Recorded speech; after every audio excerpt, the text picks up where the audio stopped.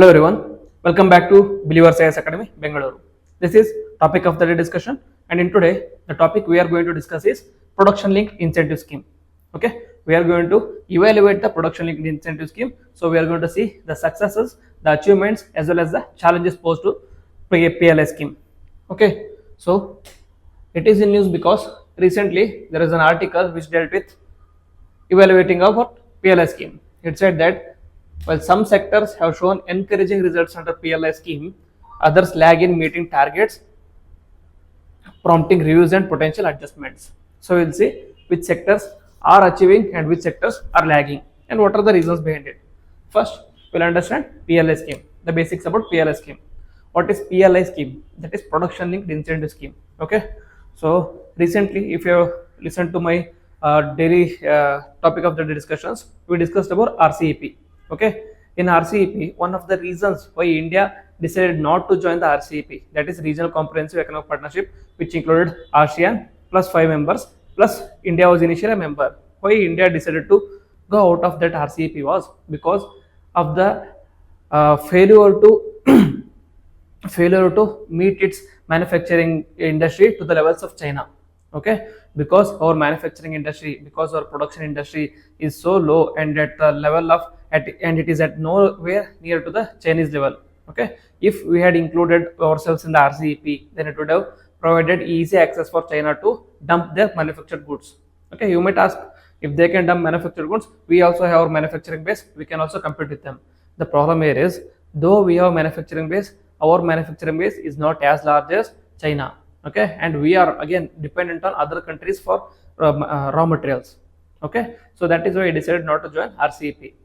And there are many criticisms against India, that being such a big nation, why are you not able to perform well in manufacturing sector? Okay, you are one of the leaders in service sector, you are one of the leaders in agriculture sector, but what is the reason why you are lagging so much in manufacturing sector? Okay, so to address all these issues, such that our manufacturing sector is also at the level of Chinese or American level. Okay, so that we can also compete at the global level, so that we are not afraid of joining such kind of economic partnerships. Okay, so in that aim, we brought a new scheme, that is production linked incentive scheme. It was brought in 2020. It was to boost India's domestic manufacturing base and enhance its global supply value chain contribution, as I told you already. Objective is, it covers 14 sectors. The scheme aims to create significant employment opportunities and drive industrial capital expenditure. Okay, it is not just like diversifying the manufacturing base, it also aims to provide employment as well. And then how does it work? Okay, under PLI scheme, eligible companies receive financial incentives based on their incremental sales from products manufactured in India. Okay, it is based on the performance. It is not like you are going to give incentive to any company or any industry. You are going to give an incentive to industry which is performing well.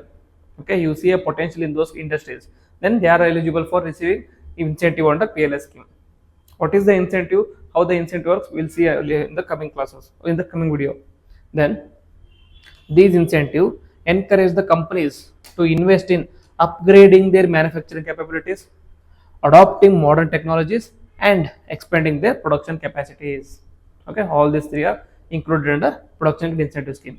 Only when you have upgraded manufacturing equipment, and you have modern technologies, and you have production capacities, only then you are able to produce more, only then you are able to contribute to industrial capital expenditure. So under PLI, provisions, significance and challenges. The provisions is, we already discussed, it is the flagship initiative of government which is designed to boost domestic manufacturing, attract investments and create global champions in various sectors. Launched in 2020 as part of the Atmanirbhar Bharat Abhiyan. I told you already. So we want to make our own like manufacturing base which is independent of any other country. Okay, so we are self-reliant on manufacturing base, so that we are not dependent on other countries for finished goods. Then the scheme is a cornerstone of India's economic strategy. Then, so what is the PLI scheme? What are the objectives? First one is obviously to boost domestic manufacturing, and then it reduces dependence on imports, especially from China. Okay, as I already told you, we are more dependent on China for imports, especially in finished goods as well as raw materials. So in this one, if we are dependent on other countries for raw materials, at least what we can do is we can have our own finished goods system. Okay, so that we are not dependent on even for the finished goods also.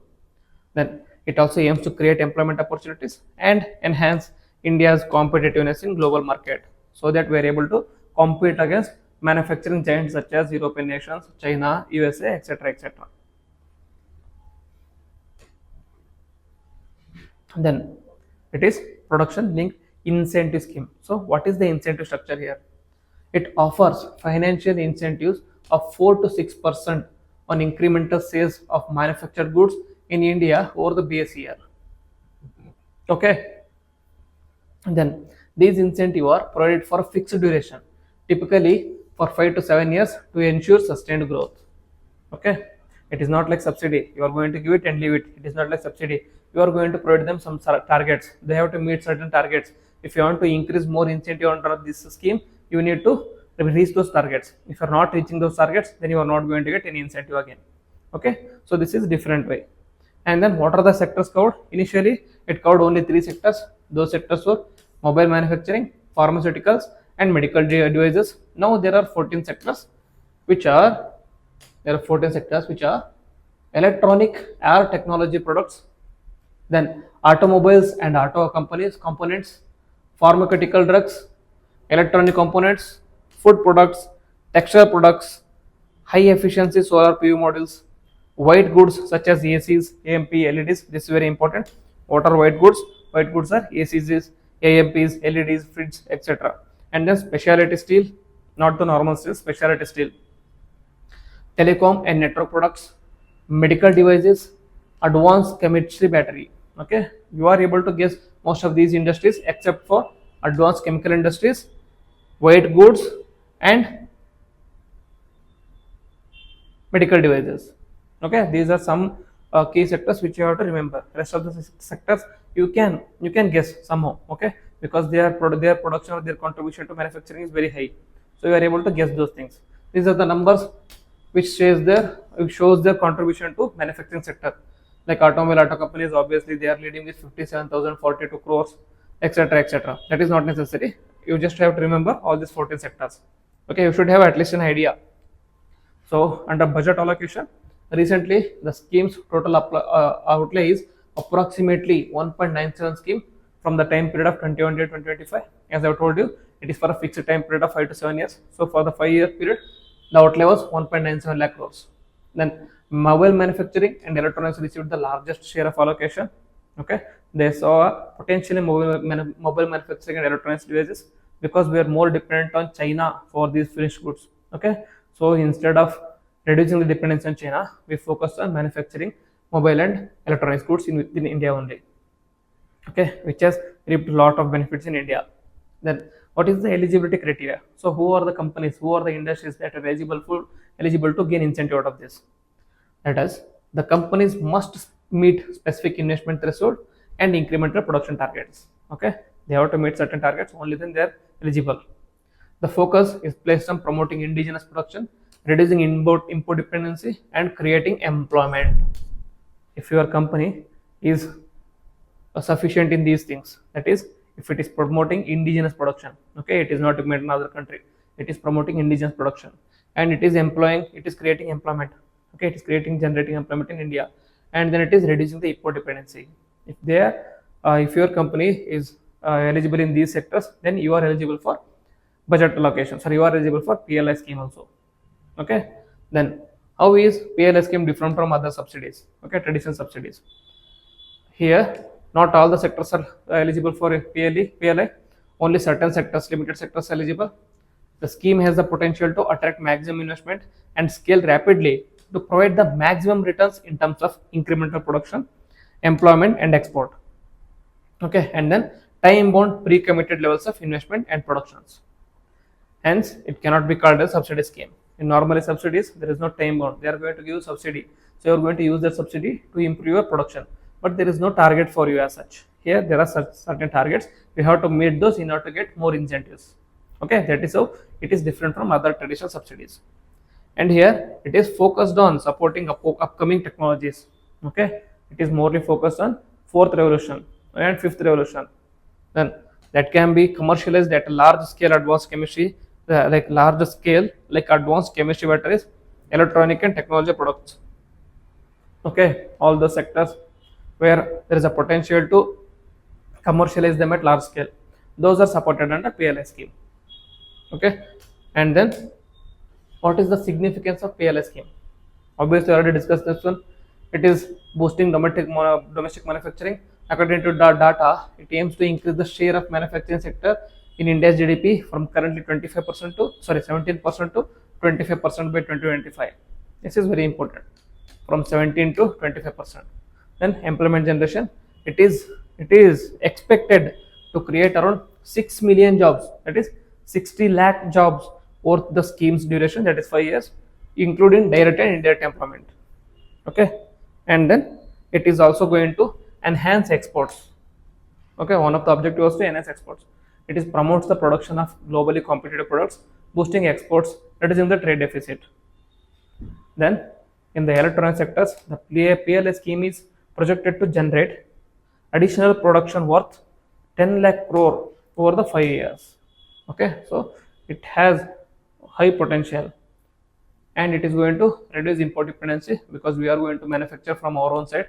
So help substitute imports in key sectors like electronics, medical devices, and solar energy. For instance, India aims to reduce 80% dependency on solar imports from China through domestic manufacturing and PLI. Okay, normally what happened is, in order to manufacture solar panels in India, you were dependent on China for those raw materials. But now you are going to manufacture even the raw materials in India itself. So now the dependence on China is going to reduce.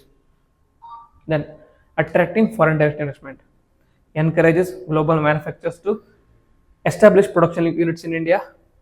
Major companies like Apple, Samsung, and Foxconn have committed significant investments under the scheme. Okay, so all the objectives are being achieved in one sense, but there are certain challenges. What are the challenges? The challenges are there is mixed progress across sectors. Okay, that is, there are certain sectors that are lagging in employment generation. Example, textile, solar modules, IT hardware, automobiles, advanced chemical sales, and specialty steels have relatively slow progress in creating jobs. Okay, and then the initial challenges stem from the need to build domestic manufacturing capabilities from the scratch. Okay, this is where we are lagging, because in order to build industries in textiles, solar modules, and IT hardware, you need a manufacturing capabilities, but we don't have manufacturing capabilities, so we have to build manufacturing capabilities from the scratch. So obviously it is going to take some time. Obviously you are going to get employment in the coming future, but at the present the employment generation is at a slower rate as given by the report. Then what are the successful sectors? Which sectors have been successful in this one? Food processing and mobile phone manufacturing have exceeded expectations. For instance, smartphone exports reached 15 billion in 2023-24, which is mainly driven by companies like Apple expanding assemblies operations in India. Okay, see, the company is American, but the manufacturing is happening in India. That is made in India tag. Initially, that is what China focused on. Okay, China focused on, okay, if you don't have our own companies, we are going to let other companies come here and do the manufacturing, so we can have that made in China tag. That is how China became a manufacturing hub. Initially, what India did was, under Nehru leadership and under other leaders of the past, they decided on focusing on improving India, like making India as a manufacturing hub through completing the finished products. Okay, whereas China, they said that if we are not going to produce finished goods, we are going to provide parts. Okay, we are going to produce raw materials. Through that, we are going to improve. Through that, we are going to generate employment. That is how China became a manufacturing hub. So now India is also following the same model. If we don't have our own companies, if we are not going to have our own companies to produce this, we are going to let other companies come and assemble, come and manufacture in India. Okay, at least that way we are going to generate employment. And then what are the challenges in PLI scheme is limited participation in some sectors. Okay, certain sectors like textile and automobiles have witnessed lower participation due to stringent criteria insufficient demand for forecast. And then there are some delays in implementation. What are the delays due to? Due to bureaucratic hurdles and slow approval processes have caused delays in rolling out incentives. This is age-old problem with respect to India. Okay, because of bureaucratic attitude, we are lagging in most of these manufacturing indicators. And there is also financial risk, because you need, for these sectors, you need high upfront investments by the companies, which may pose risk if production targets are not met or global demand fluctuations. So these are the reasons why production linked incentive scheme has not completely met its potential. And other reasons include sector specific constraints. For electronics, there is dependence on important components. Example, what are the important like raw materials for electronics? That is semiconductors. Okay, we are dependent on semiconductors like imports from China, South Korea, etc., etc. That reduces the scheme's effectiveness. And then pharmaceutical. Okay, pharmaceuticals. What is the raw material? That is API. What is API? Active pharmaceutical ingredients. You need APIs to produce like tablets or produce pharmaceuticals. So there is also lack of raw materials, self-sufficiency in API. You are dependent on China for these things. So we need to focus on developing APIs in India itself. Then the PLI scheme can be completely, PLI scheme's complete potential can be utilized. Then monitoring and evaluation, ensuring transparency and accountability in dispersing incentives remains a challenge. And then geopolitical factors. Global trade uncertainties and supply chain disruptions may impact the effectiveness of the scheme, especially Israel-Palestine conflict, Russia-Ukraine war. All these things have implications on global supply value chain. Okay, so these are the issues. And the data insights. Okay, according to that data, mobile manufacturing under PLI scheme, India's phone exports grew by 139%. Okay, these are the data supporting the effectiveness of PLI scheme. 139%, that is 45,000 crore in FY 2023. Apple and Samsung have collectively contributed over to 90% of these exports. Again, not the Indian companies, but their manufacturing base is now present in India. Then electronics. Domestic production of the electronics sector increased from 5.5 lakh crore to 9 lakh crores in 2023. Then pharmaceuticals and medical devices. The scheme is projected to generate additional production worth 3 lakh crore and attract investment of 15,000 crore. Okay, take up notes and write all these important data. There can be questions on effectiveness of production linked incentive schemes. You are not going to say, okay, export increase, manufacturing goods increase, domestic employment increase, domestic manufacturing increase. You need to have certain points, certain data for substantiating your points. So do note these down. Then employment. The automotive sector alone is expected to create over 750,000 jobs in the coming years. So all this data will be supporting points for the effectiveness of PLI scheme. Okay, despite the challenges, there have been successful. PLI scheme has been successful in somewhat extent. Okay, now the need is to address those challenges. That is like focusing on developing a manufacturing base for the raw materials itself, so that we are not dependent on the outside companies. And we have to provide more incentives to those companies where they have to build the manufacturing base from the beginning, okay, from the scratch. For those companies, for those industries, more incentives should be given. Okay, so this is about PLI scheme. Hope you have gained something out of this. If you feel like you have gained something out of this, do hit the like button, also comment on it and share with your friends. If you have any other doubts, you can also comment on this. And if you have any topics to be discussed in the coming classes, do write in the comment box. In the coming class, I'm going to pick up those topics.